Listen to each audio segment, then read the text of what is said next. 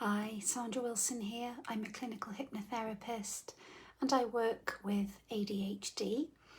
So today's video is about the feeling of being triggered by somebody. It could be somebody that you're in a relationship with. It could be a work colleague. It could be a friend. It could be a child. It could be anybody at all. So with ADHD, just following on from the video I did yesterday about anger, it can feel deeply distressing, very overwhelming when somebody says or does something that triggers fear, anxiety, rage, anger in you. And it isn't always obvious quite why you're feeling so triggered. So if you grew up in an environment, especially if you had undiagnosed ADHD, where you did not feel safe, either in terms of expressing your emotions, or perhaps you grew up in a household where your caregivers, parents, argued a lot. So raised voices can be deeply triggering for many people. And of course, if you had ADHD that was undiagnosed, chances are you were probably told that you were badly behaved, that you weren't good at certain things, you were maybe stupid or lazy or uncaring. It could be these negative messages that we get growing up with ADHD that is undiagnosed can make us internalize feelings of not being worthy, not being good enough.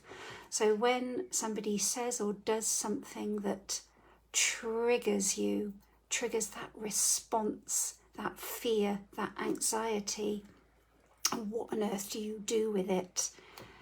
With ADHD, coping with emotion can feel challenging at the best of times. But when you're deeply triggered, what happens? What tends to occur in the mind is that you go over and over and over the conversation.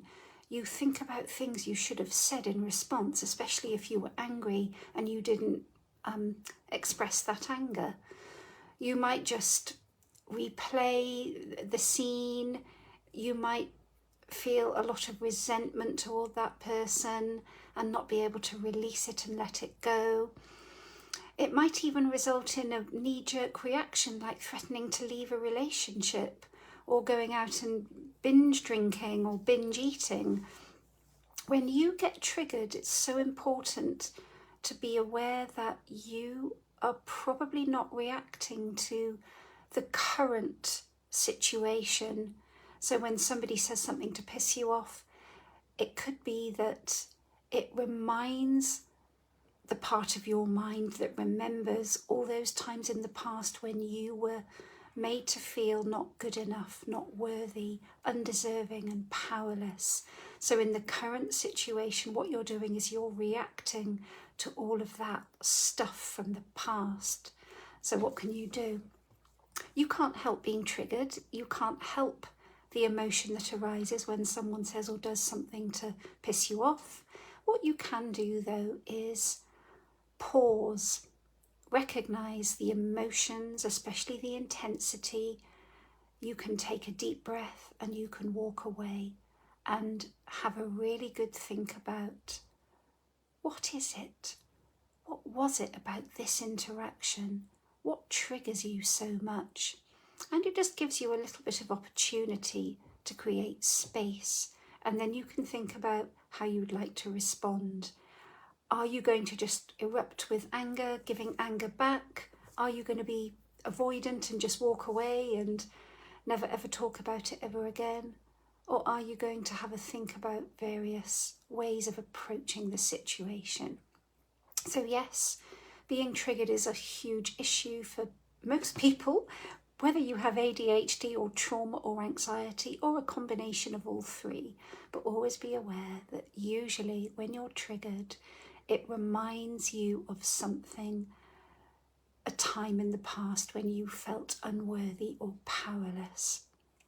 I hope that's helped, and I'll be back with more content tomorrow. Bye for now.